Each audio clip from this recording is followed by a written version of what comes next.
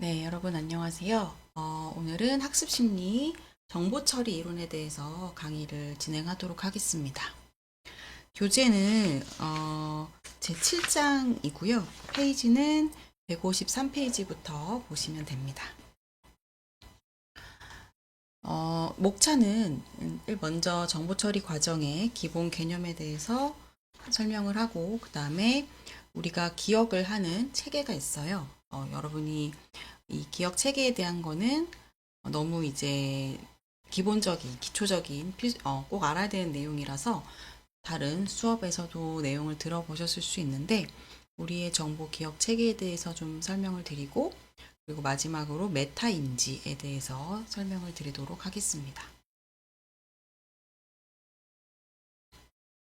학습 목표는 이렇게 되어 있어요. 그래서 보시면 일단 우리가 정보를 처리하기 위해서 부호와 저장, 인출을 해야 되는데 그게 뭔지 각각 설명을 드릴 거고 그 다음에 이제 정보가 처리되는 과정에서 감각 기억, 단기 기억, 장기 기억 이런 과정들이 있는데 이거에 대해서 여러분이 이해하고 그걸 설명할 수 있으시면 되고요. 그리고 주의, 뭔가 우리가 정보를 처리하려면 우선적으로는 주의를 기울여야 하거든요. 주의를 기울이지 않으면 정보가 들어오지를 않겠죠. 네, 그래서 주의의 특성, 선택적 주의, 요거에 대해서 좀 이해하는 부분이 필요하고, 네 번째는 기억을 증진하는 여러 가지 방법, 전략들에 대해서 설명드릴 거고, 다섯 번째로 메타 인지에 대해서 네, 이해를 하시면 될 것 같습니다. 어, 정보 처리 이론은 우리가 이제 이 학습 심리학에서 여러 가지 이론을 배우는데 처음에 행동주의 이론들이 나왔고 그 다음에 인지적인 학습 이론들이 나왔어요. 그리고 이제 인지 학습 이론 이후에는 인지주의 학습 이론 뒤에는 구성주의 학습 이론이 나올 텐데 이 정보 처리 이론은 인지주의 학습 이론에서 대표적인 그런 이론이라고 볼 수가 있는 거예요. 자, 봅시다. 사물을 이해하고 학습하는 인지 과정이 떻게 우리의 내적으로 일어나는지를 설명하는 그런 이론이에요. 우리가 뭔가 학습을 하고 어떤 인지적인 프로세스를 하는데 그게 우리 머릿속에서 도대체 어떤 과정으로 이루어지지? 이거를 이제 설명을 하고 있는데 이걸 우리가 인지적으로 정보를 처리한다라고 생각을 하는 거기 때문에 이 이론에서는 정보 처리 이론 이렇게 이름이 붙여진 거죠. 경험이나 지식 이런 것들을 우리가 학습을 하게 되는데 이런 것들을 우리가 어떻게 마음속에 표상을 하고 기억을 하고 표상이라는 건 어떤 이렇게 이미지처럼 이렇게 만든다는 건데 표상을 한 거를 기억을 해놔야지 나중에 이걸 꺼낼 수 있죠. 인출하다. 꺼내는 거예요.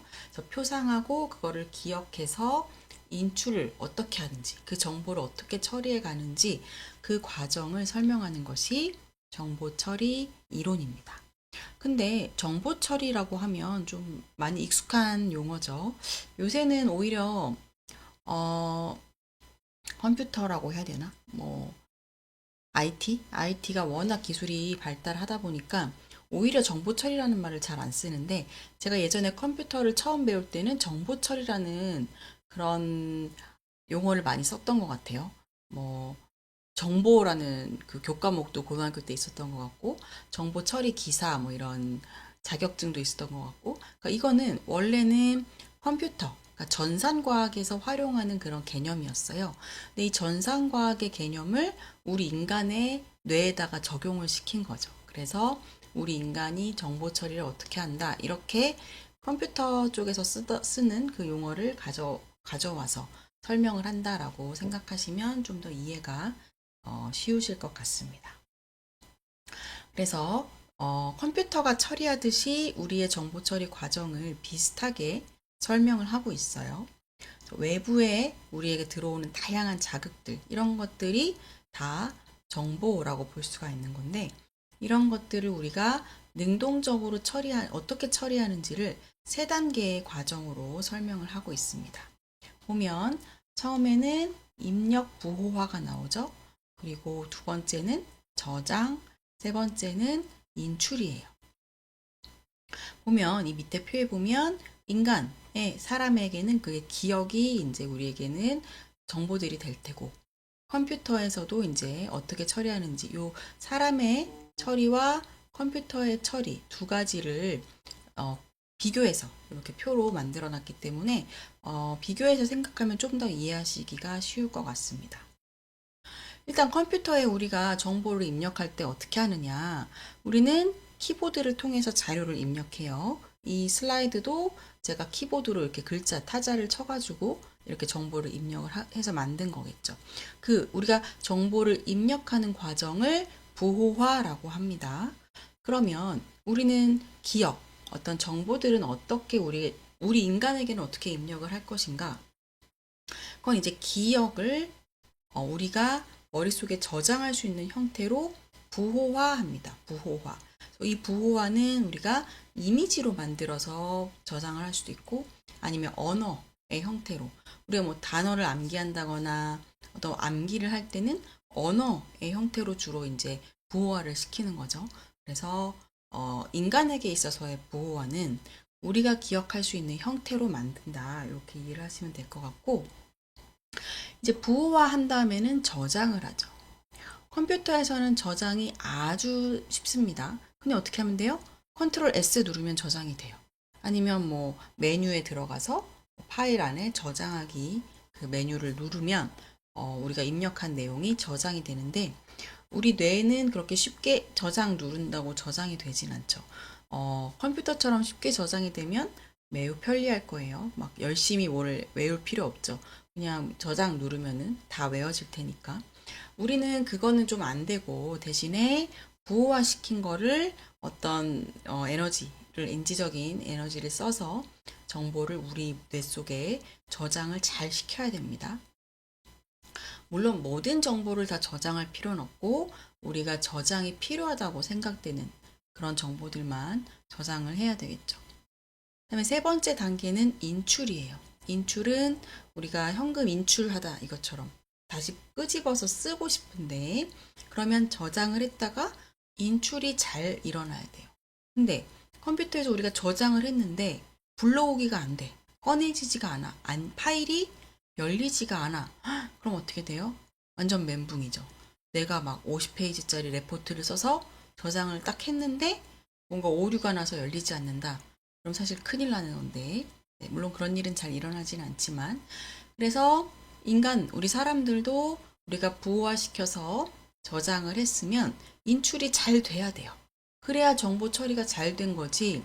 아무리 열심히 외웠는데 인출이 안 돼. 기억을 내가 이걸 외운 것 같은데 기억나지 않아. 그럼 사실은 정보 처리가 잘 됐다고 보기가 좀 어려운 거죠. 그래서 우리의 기억은 컴퓨터에서는 그냥 불러오기를 해서 파일이 쫙 이제 열립니다. 열리면 확인을 하면 돼요.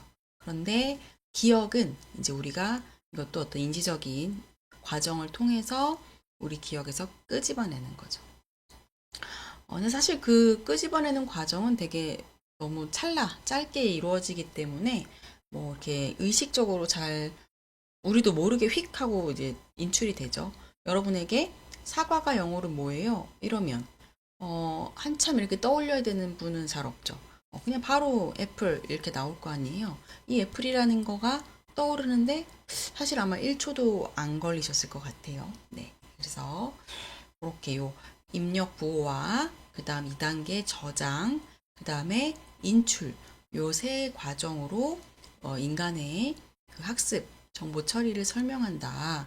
이거를 잘 기억하시면 될 것 같습니다. 자, 그러면 이제 정보 처리 과정의 기본 개념에 대해서 설명을 드리도록 할게요. 자, 여러분에게 질문을 제가 합니다.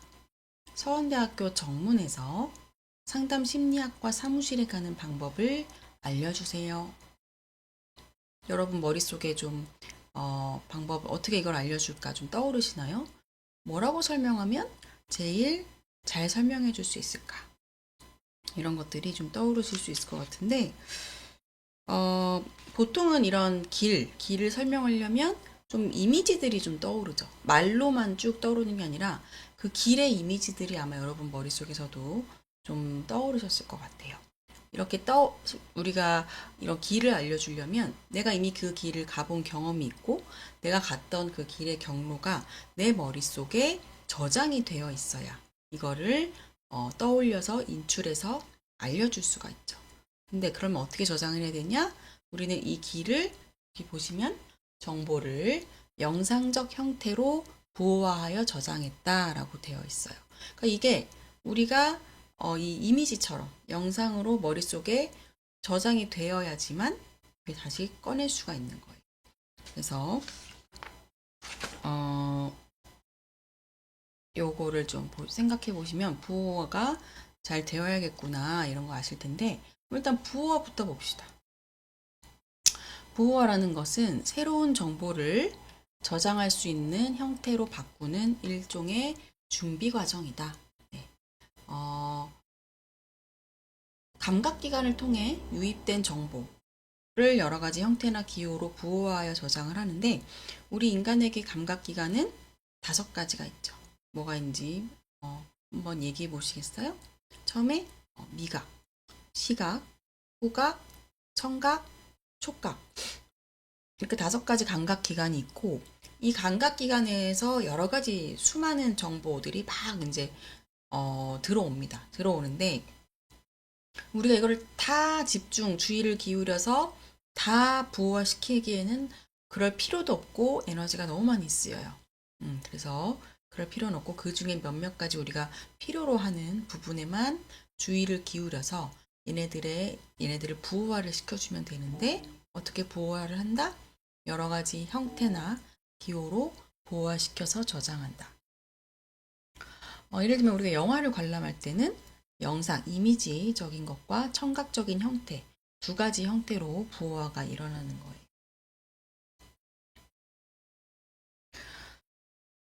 그래서 우리는 여러 가지 상징이나 이런 언어를 활용해서도 부호화를 하는데 여러분에게 보상 이렇게 단어를 얘기하면 어떤 이미지가 떠오르시는지 보상. 이 슬라이드에는 제가 돈의 이미지를 넣어놨는데 그리고 2번째로 처벌 했을 때 어떤 이미지가 떠오르시는지 여기에는 감옥에 갇혀 있는 느낌의 이미지가 있고 그래서 이렇게 우리는 어떤 이미지와 언어적인 게 연합돼서 부호화를 잘 할 수도 있고 그리고 이 노란색의 빨간 나비 넥타이를 이제 이미지를 넣어놨어요. 이걸 보면 병아리 같은 노란색, 자두 같은 빨간색 이렇게 되면 그냥 노란색과 빨간색만 따로 그 정보가 들어오는 것보다 훨씬 이게 잘 기억에 남습니다. 그러니까 부호화를 어떻게 하냐에 따라서도 기억에 잘 남게 학습이 잘 되도록 할 수 있고 그렇지 않게 할 수도 있어요. 부호화는 내가 원래 내 머릿속에 가지고 있던 지식에다가 새로 입력된 그런 정보를 합쳐서 첨가하는 과정까지도 포함이 될 수가 있습니다. 그 다음에는 2번째로 이제 저장인데요. 부호화 시킨 걸 이제 저장을 잘 시켜야 되겠죠. 저장한 정보를 습득하는 것을 의미한다. 부호화를 통해 정보가 우리의 뇌 속에 있는 기억 저장고에 들어와서 유지가 되는 것이다. 근데 이 기억은 3가지 정보로 이제 분류를 합니다. 첫 번째는 감각 기억 정보, 2번째는 단기 기억 정보, 3번째는 장기 기억 정보예요. 여러분의 이제 우리 학과의 친구 이름 이야기해 보세요 하면 몇 명 이야기할 수 있죠. 우리 가족의 핸드폰 번호를 외워보세요. 그러면 어떤 사람은 뭐 가족 1~2명의 핸드폰 번호를 외우는 분도 있고 요새는 워낙 다 이제 잘 안 외우죠 핸드폰 번호를.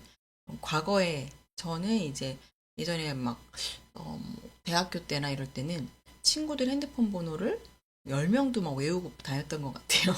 근데 요새는 그렇게 외우고 다니는 사람 잘 없죠. 전화를 잘 안 하기도 하고 카카오톡이나 이런 것들 많이 하니까. 우리 집 주소를 외워보세요. 다들 외우시죠? 교수님 이름이 뭔가요? 말씀하실 수 있죠. 우리 수업을 언제 하나요? 이야기할 수 있어요. 이거는 이미 장기 기억에 들어가 있는 정보들이에요. 여기 제가 이미지 여기 영화 포스터 넣은 거는 여러분 최근에 보신 영화가 뭔가요? 이렇게 질문하려고 넣었던 거고. 그래서 우리가 이렇게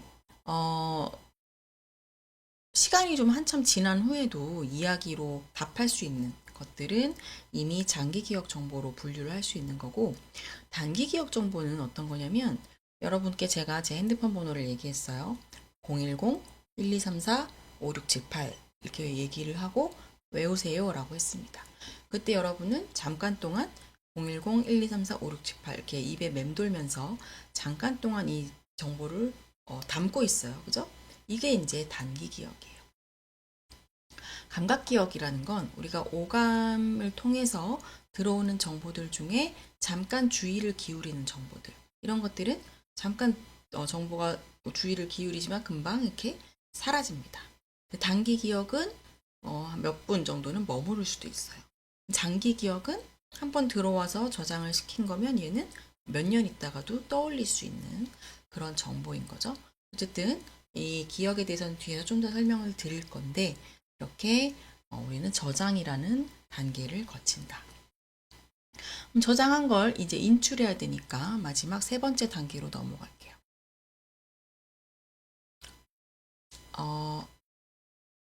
인출은 기억에 저장한 정보를 발견해서 필요할 때 꺼내어 사용하는 과정이다. 자, 여러분에게 질문을 하겠습니다. 오늘 아침에 몇 시에 일어나셨어요? 여러분의 첫사랑의 이름은 무엇입니까?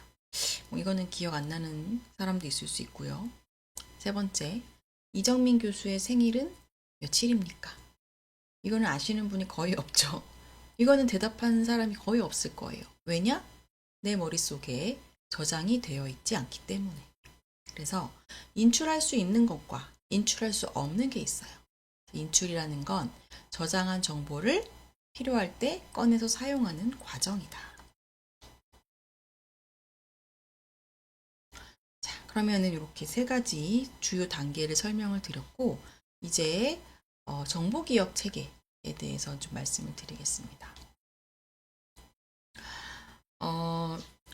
아까 감각기억, 단기기억, 장기기억 이 세 가지에 대해서 앞에서도 좀 설명을 드리기는 했어요.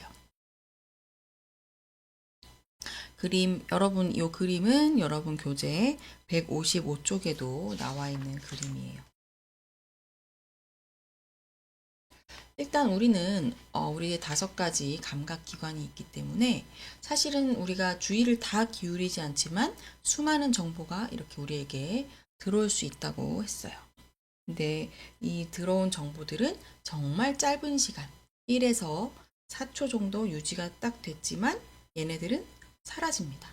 망각돼 버려요. 우리가 이 수많은 걸 다 기억하고는 살 수가 없겠죠. 대신에 동시다발적으로 되게 많은 수많은 그런 정보들을 처리를 할 수 있죠. 물론 들어왔다 스치듯이 사라지고 들어왔다 스치듯이 사라지고 이렇게 되겠지만, 근데 이 중에서 우리에게 좀 필요하거나 그런 정보들에는 우리가 주의를 집중을 하게 됩니다. 주의를 집중해서 그 순간에 의식을 하게 돼요. 이 순간에 의식해서 내 처리 과정 안에 들어오게 되는 기억을 단기 기억 이렇게 얘기를 합니다. 단기 기억. 그 당시에 의식하고 있는 것이고, 기억할 수 있는 용량은 5에서 9예요. 5에서 9. 그렇기 때문에 우리 전화번호가 몇 자리예요? 010을 빼면 8자리죠. 1, 2, 3, 4에 5, 6, 7, 8. 010을 빼면 이 8자리까지는 우리가 단기 기억으로 잠깐 우리 머릿속에 머물게 할 수가 있는 거예요. 그렇기 때문에 전화번호를 누군가한테 알려주고 잠깐만 이거 1분만 외우고 있어. 나 지금 메모를 할 데가 없어서 그래. 이러면 1분 정도는 우리가 8자리를 기억을 할 수 있다는 거죠. 근데 우리가 이거를 막 이제 외우려고 친구가 이제 1분만 기억해줘 해서 1, 2, 3, 4에 5, 6, 7, 8, 1, 2, 3, 4에 5, 6, 7, 8 이렇게 하는 건 바로 여기 나와 있는 요 시연이라는 과정이에요. 시연이라는 과정. 근데 이렇게 시연을 하지 않아도 한 2, 30초 정도는 우리 머릿속에 이렇게 머무를 수가 있다는 거죠. 근데 시연을 하지 않으면 금방 사라집니다.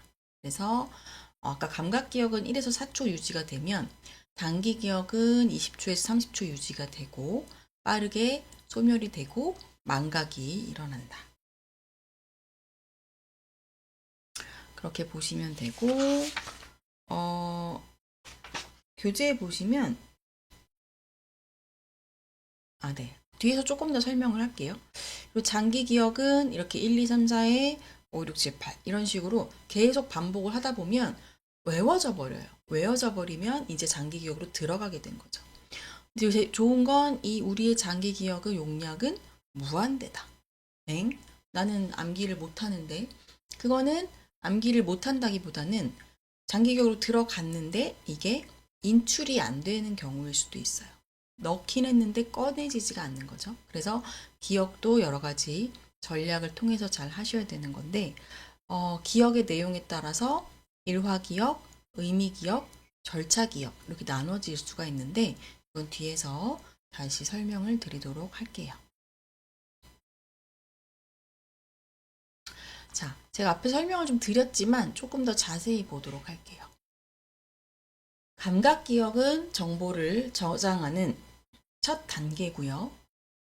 설명이 앞에 드린 거는 조금 넘어가고, 그래서 우리가 그 수많은 정보 중에 우리가 주의를 기울인 선택적 주의를 했던 정보들만 일부만 처리가 돼서 다음 기억 단계로 넘어가질 수가 있고, 주의를 기울이지 않은 정보는 다 사라집니다. 우리가 선택적으로 주의를 기울이는 거는 어떤 것들에 주의를 기울이냐? 내 과거 경험, 나의 지식, 나의 동기, 의도, 관심. 이게 현재 뭐냐에 따라서 어떤 자극에는 주의를 기울이고 어떤 자극에는 주의를 기울이지 않게 되는 거죠. 그러면 주의에 대해서 좀 봅시다. 주의. 주의는 특성이 있어요. 세 가지 특성이 나오는데 선택성, 지속성, 분할성입니다. 선택성은 이제 뭐 어렵지 않은 내용이에요. 우리가 주의를 기울일 때 선택적으로 한다. 그래서 어떤 것에는 집중하고 다른 것은 무시한다. 이게 이제 선택성이고요. 그다음에 지속성은 어떤 대상이나 사건에 우리가 그 선택 집중이 유지가 된다는 게 지속성이에요. 그리고 분할성이라는 건 뭐냐? 우리가 둘 이상의 대상이나 사건에도 주의를 나눠서 기울일 수 있다라는 거예요. 두 번째, 주의 집중에 영향을 주는 요인들이 있습니다. 이거를 잘 활용하면 학습에 도움이 될 수가 있겠죠. 제가 갑자기 여러분한테 막 이렇게 손을 흔들었어요.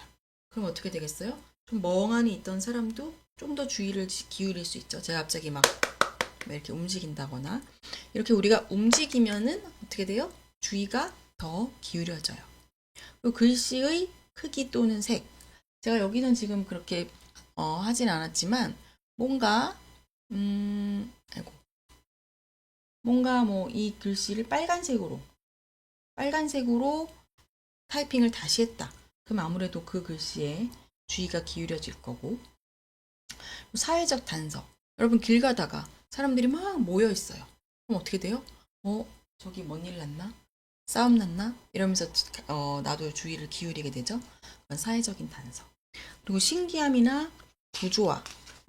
신기함은 우리가 일상적으로 접하는 것과 좀 새로운 그런 뭔가를 딱 접하면 나도 모르게 주의가 확 쏠리고 제가 뭔가 지금 강의를 진행하고 있는데 부조화되는 게 뭐 어떤 게 있을까요? 강의 진행하고 뭐 갑자기 선글라스를 탁 꺼내서 썼다. 그럼 갑자기 여러분이 더 주의를 기울이겠죠. 저 사람이 왜 갑자기 강의를 찍는데 선글라스 꼈지? 왜요? 부조화스러우니까. 우리는 신기하거나 부조화스러운 거에 시선이 간다. 그리고 사적인 중요성. 뭔가 나에게 중요한 부분에 있어서는 더 주의가 가게 됩니다. 그래서 이렇게 주의 집중 영향을 주는 요인들이 있기 때문에 여러분이 뭔가 학습을 제공해야 되는 입장이 됐을 때는 이런 걸 활용하면 좀 더 사람들의 주의를 잘 끌어낼 수가 있게 되는 거죠. 네. 그러면 오늘 첫 번째 영상은 여기까지 하고 두 번째 영상에서 단기 기억부터 설명을 드리도록 하겠습니다.